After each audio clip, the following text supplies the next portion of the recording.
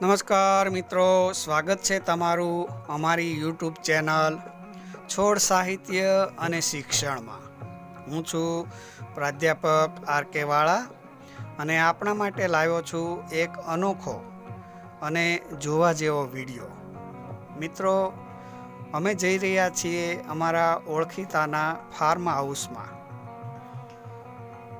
તમે જોઈ રહ્યા છો આજુબાજુનું વાતાવરણ એકદમ ચોમાસાની ઋતુમાં લીલુંછમ વાતાવરણ છે.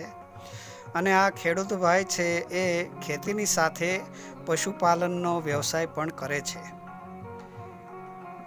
તો જે પણ ખેડૂતો પશુપાલનનો વ્યવસાય કરતા હશે એમને ખ્યાલ હશે કે ચોમાસાની ઋતુઓમાં પશુઓને માખી અને મચ્છર જેવા જંતુઓ છે એ ખૂબ પરેશાન કરતા હોય છે.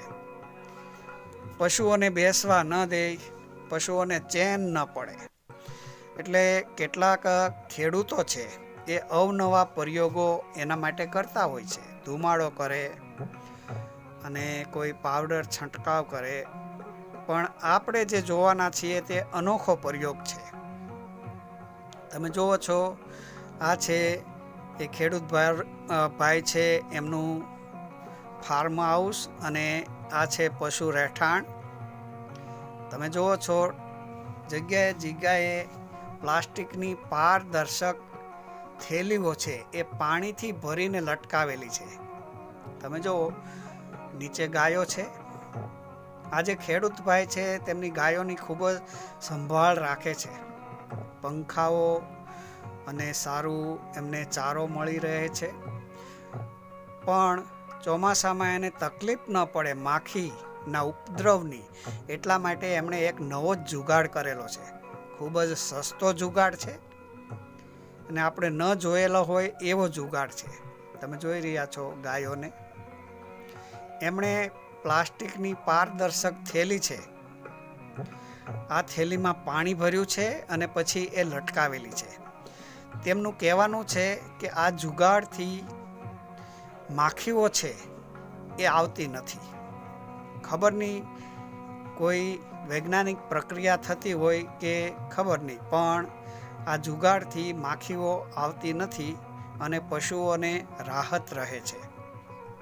તમે જોઈ રહ્યા છો, ખૂબ જ સસ્તો આ જુગાડ છે. પશુઓની પરેશાની છે અહીં દૂર થાય છે.